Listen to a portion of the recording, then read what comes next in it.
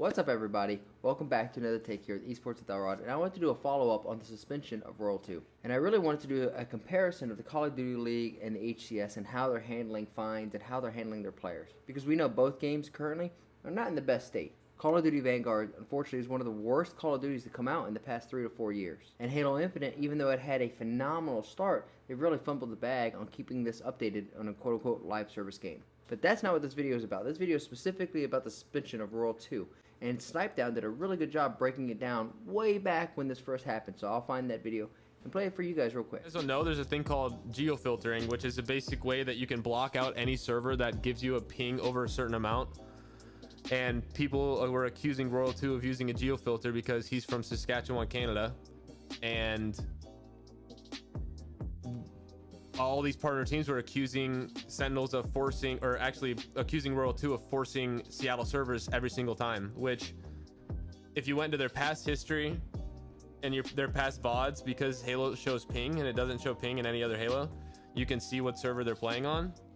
And basically for every other tournament and all the other online tournaments, they played on Texas servers because most of NA Halo is Central or Midwest. But it doesn't matter if it screws Sentinel's other teammates. It was specifically for Royal 2 to have a better connection to the server, basically. But it not only screws them, it would screw every other team.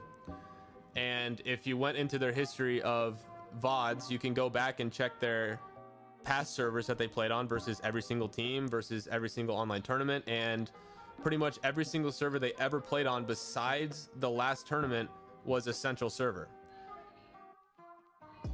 And for 3 days, every single matchmaking server and every single custom server that Royal 2 played on for 3 days was Seattle, which is not really possible.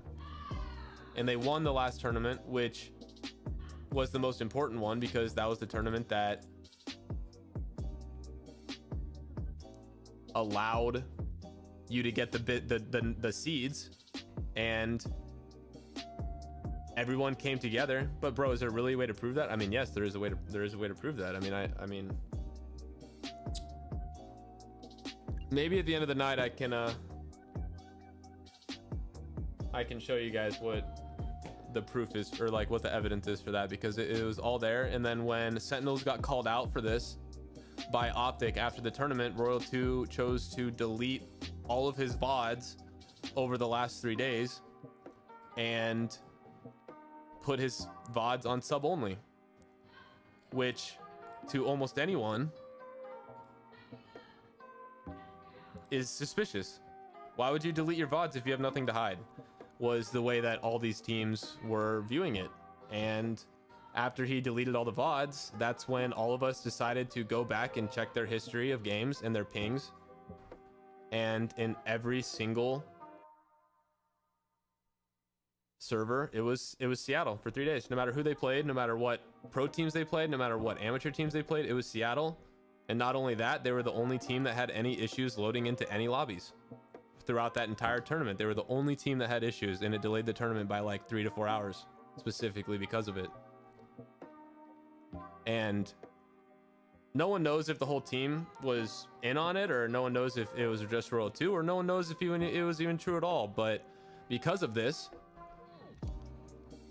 the teams got together, said we don't want to play Sentinels because of this, and decided to not scrim against them until 343 did an internal investigation and deemed that they were either at fault or not at fault, and nothing has been talked about yet. So that's why they were not scrimming any top teams, and they were obviously upset about this.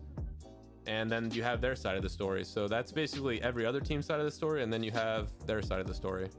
The geofiltering is what got Royal 2 suspended. But what really blew my mind was that Lethal, Snakebite, Frosty, and even Royal 1, Royal 2's brother, all got fined. And during all of this, Sentinels, Royal 1, and Snakebite were the biggest ones to get fined out of all of this. And not for actually cheating, but for the tweets that they posted out. For example, this was Royal One's tweet. What a disgusting group of individuals involved in this process. Never have I seen such an unfair and unjust investigation process in my life. What a great way to treat your two-time World Championship team that has done so much for your franchise. At Tashi343, you disgust me. We had Snakebite tweeting out, if any CDL players wouldn't mind sharing, how much would you say a typical fine is in the league?